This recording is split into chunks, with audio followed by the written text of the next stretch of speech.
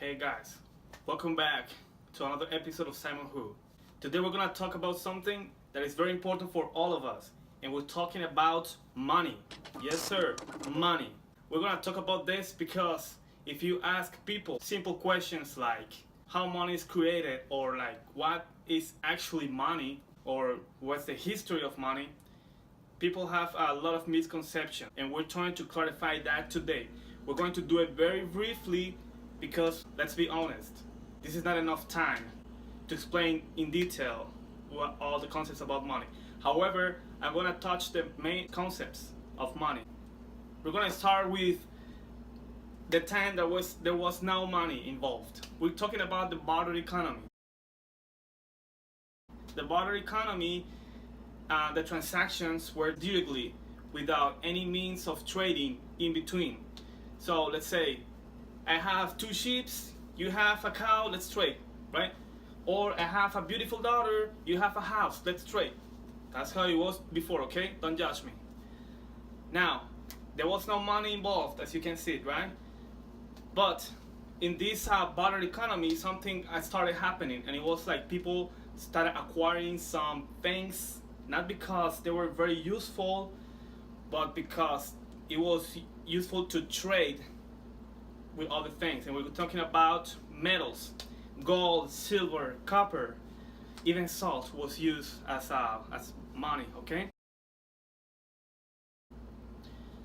So it was common back in the days that some people have some gold stored in their houses, because they could trade this for other goods or services.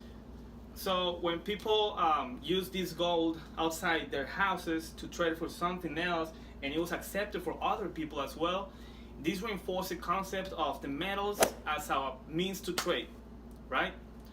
Now, I'm going to start talking about the banks, and I'm going to explain to you how the banks were born.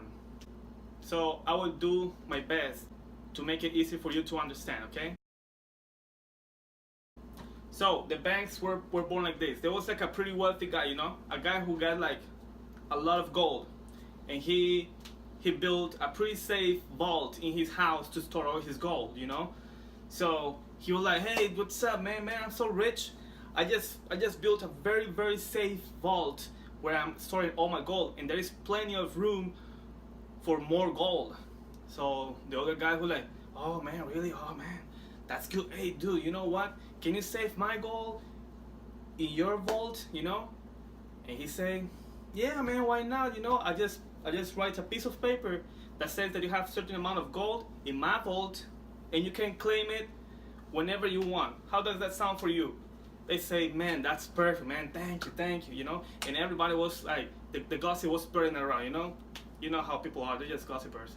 Anyways, so this is how the bank was born.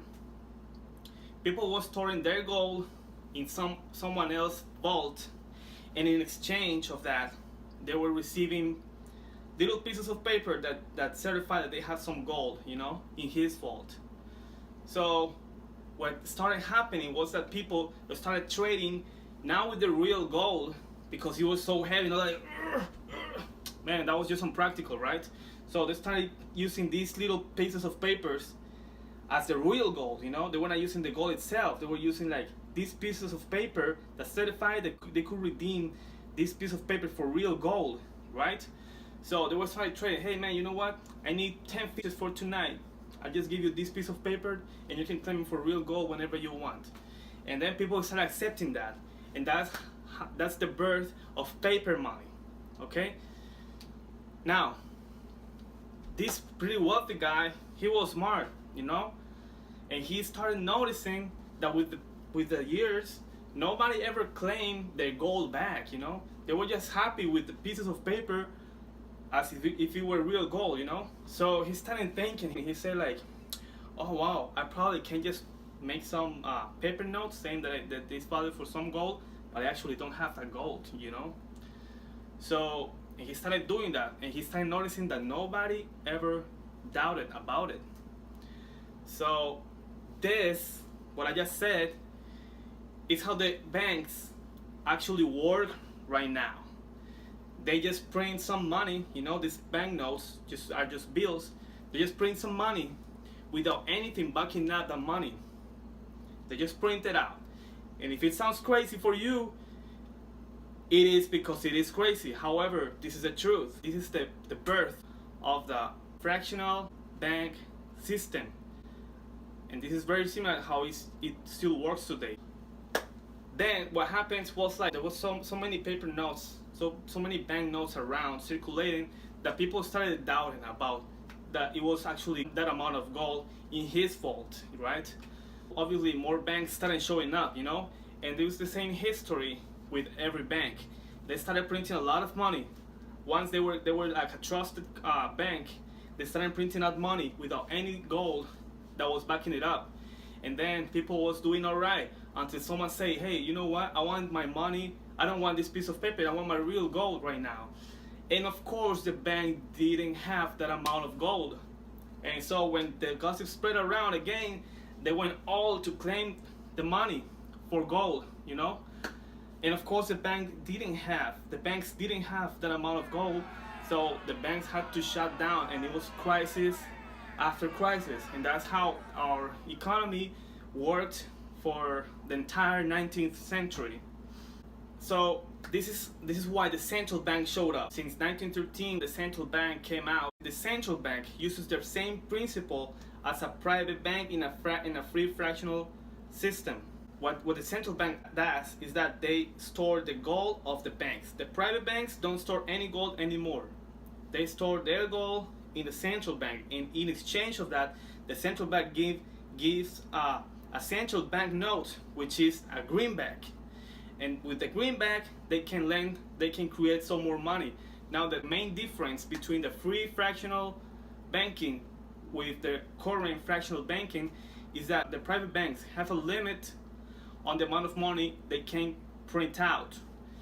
The limit is it's very stupid anyway. It's like 1 to 15, 1 to 10, it varies. Now, the current system works on a debt-based system.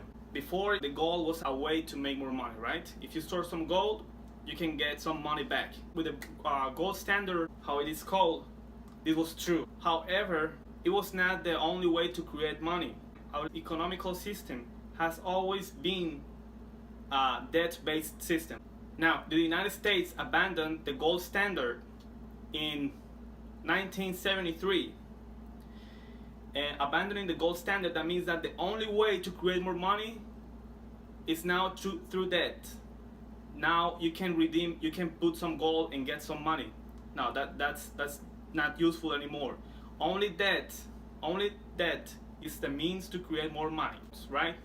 If you have a company and your company needs some funds to grow, that's the way of creating more money.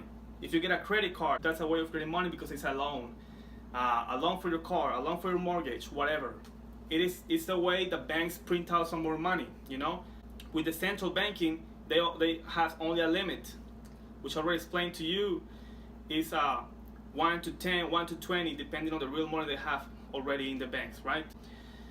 Now, the problem with this system is that the banks are not happy with having a very, very extremely profitable business when they create money out of nowhere, They're not happy just with that.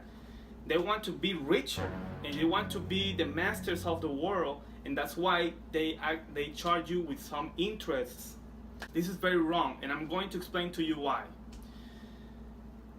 If the only way for us to create more money is through loans, and the loans comes charged with some interest, where is the people going to get the money to pay off the interests? The only path the banks give us to pay off the interest is through another loan, which is gonna come with some interest as well. So it's a perpetual debt system that we are right now. Now, why the governments are still doing this is a real question. If you come out with the answer to stop this, please share. If we all demand our people at the government to discuss this problem, then we're doing a real change. Our economy, our debt based with interest model is just a slavery model. Our middle class, our poor people, our upper middle class, we're all enslaved by the banks. The money only has value because you decide to give it the value. If you start trading with something else, the banks can do nothing about it. We need to start thinking how to migrate to an interest-free monetary system.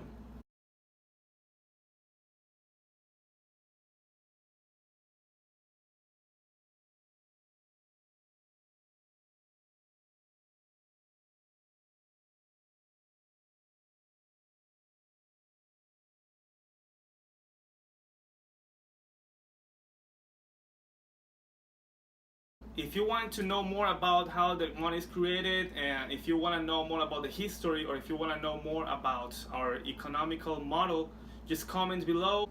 If you like the video, please give me some thumbs up and like it and share it with your friends. Remember, we're trying to open up people's eyes. We're nothing without you. You are very important in this revolution of the ideas. If you want to see my video of why our generations are the fucked up generation, you can click right here. Thank you.